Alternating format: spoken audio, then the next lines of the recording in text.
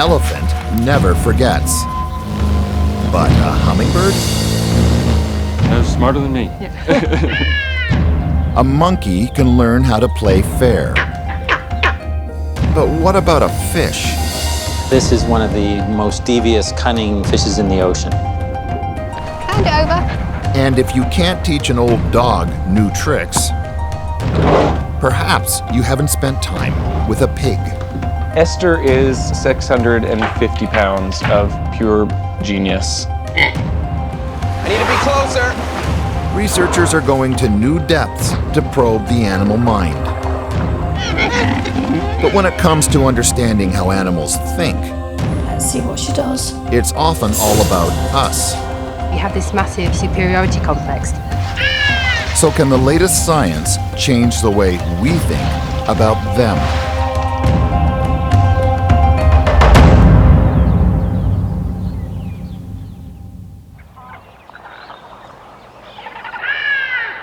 The Samara Reserve in South Africa's Eastern Cape. Home to the Vervet Monkey Research Project and a world away from the University of Lethbridge in Canada. Every year, psychology professors Louise Barrett and husband Peter Henze make the trek to study the monkey's social behavior and cognition. Lovely. They're among a growing group of scientists trying to look at animal intelligence through a different lens. I think the reason why we tend to underestimate other animals' intelligence is because we see everything through our own human-centered spectacles. We can't take them off. So it really is a matter of trying to get into the animals' world and see it through their eyes and then understand what it takes to do what they do.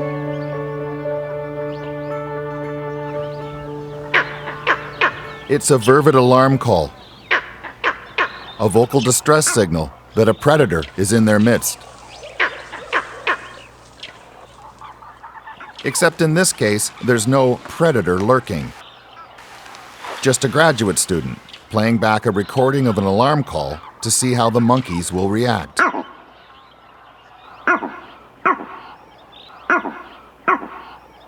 The typical response is to escape into the trees. But a lot of the animals are looking around and trying to gather more information about whether there is a real threat here. So to take the time to monitor the situation and then decide on a response is probably the more sensible thing to do. Sensible and smart. As part of a larger-than-average troop, these vervets are spread out, so danger could be in the distance. Cognition means knowledge, means how you come to know your world, to allow you to survive. We think that clever behaviour are things like playing chess or doing math. We're such a self-absorbed species. It's always a comparison between, are they as clever as us? Can they do the same things that we do? From fairy tales to Disney films, we've always attributed human-like traits to other animals. It's called anthropomorphism. Yes! Even scientists do it. Come on. There's a good girl. I've got a dog and I treat her as though she's got a degree from Harvard. Come on. Come on, Cass. When I'm interested in other animals scientifically, then you have to take a step back from that.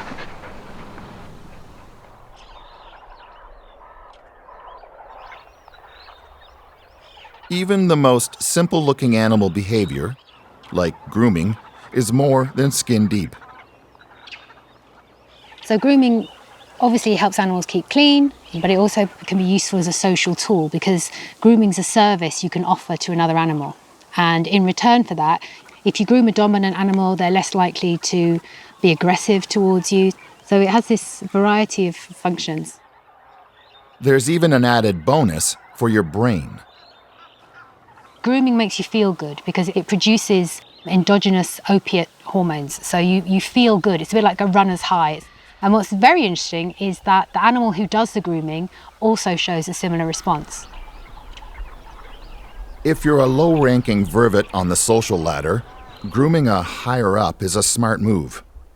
Because sooner or later, you might need a friend.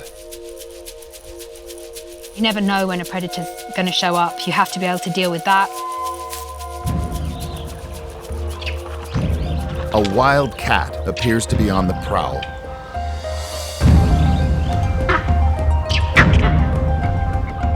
It's a caracal, one of the vervet's main enemies.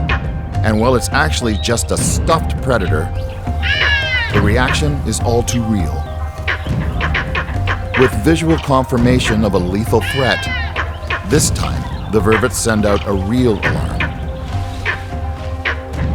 In circumstances where the animals see that predator, then they will be up at the tops of the trees, because then they can see for themselves that the danger really is there.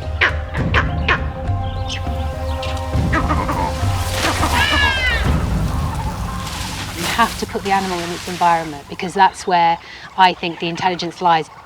That's the scientific challenge, is to try to understand an animal on its own terms. It's even more challenging when the animals are hidden beneath the sea. Early morning, off the coast of Dominica. And Shane Garrow is already scanning the horizon. I think every kid when they're 8 to 10 years old wants to be a marine biologist, and I think I'm just still that kid. He's searching for sperm whales, the magnificent and massive animals he's come to know so well. Today's really special because it's my birthday, and in the 11 years that I've run the project here in Dominica, we've never had whales on my birthday. Straight ahead, 12 o'clock. Not just any whales, creatures of legend. I think if you read Moby Dick, you get the wrong picture of what a sperm whale is about. Oh yeah, let's go to that. They're seen as sort of this aggressive monster of the deep, the biblical Leviathan, right? And it's as far from the truth as possible. Oh, so nice.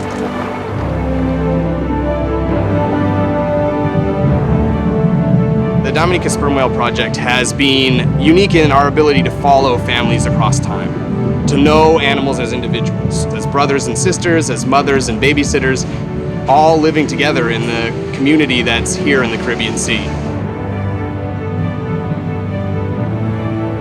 About 300 live in these waters.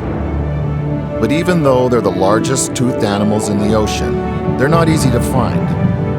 That's because they dive up to 1,200 meters. Dave, let's do one here. Garrow and his team are researching how the whales communicate. But to get to the bottom of sperm whale behavior, you can't just look, you listen.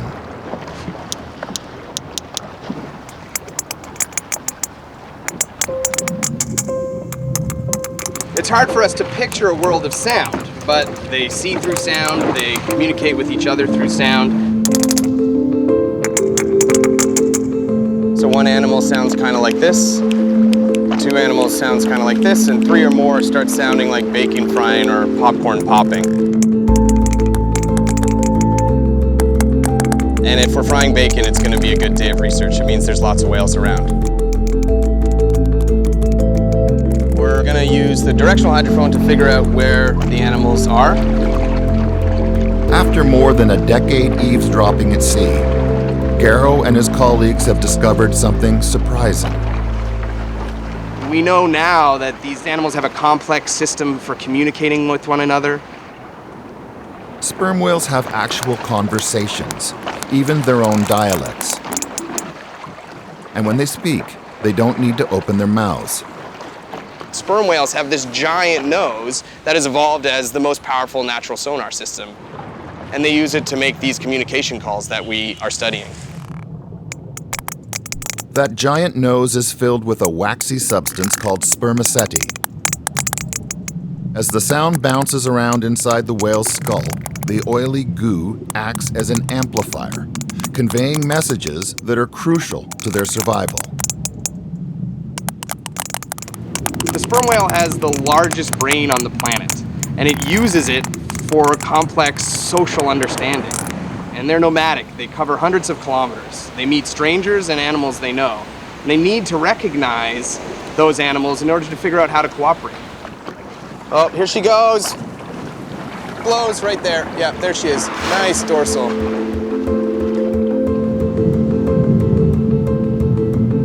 takes a lot of intelligence to remember who your friends are, who your enemies are, what they did to you last time, whether or not they cooperated with you or turned on you. It's an example of social intelligence. The brain power needed to remember not just who's who, but how they fit into your life. You're starting to figure out that they have different calls that they use to identify themselves. They're different patterns of clicks. It's kind of like Morse code for sperm whales. To decipher the code, he first has to collect the data. And that means tagging an animal the size of a school bus with a mini computer that records their conversations. Okay, we're approaching a female and a calf. We're at west 61.50639.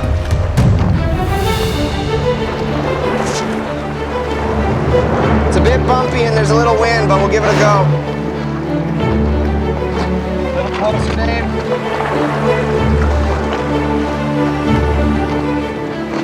Hey, tag's gone live. I need to be closer. Next surfacing. That's good. Tag on!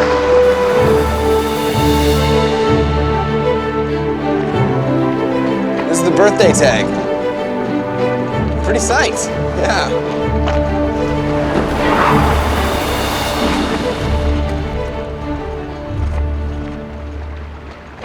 The tags today are set to come off just after dark, so we'll get a whole day worth of what that whale's been doing underwater and what it's been saying to all the whales that it's hanging out with.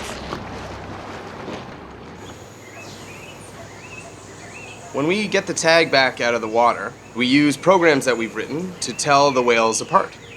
Each whale uses one call to identify itself,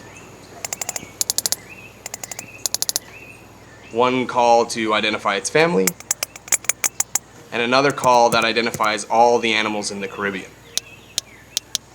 So it's really like, my name is Shane, I'm from family Garrow, and I am Canadian.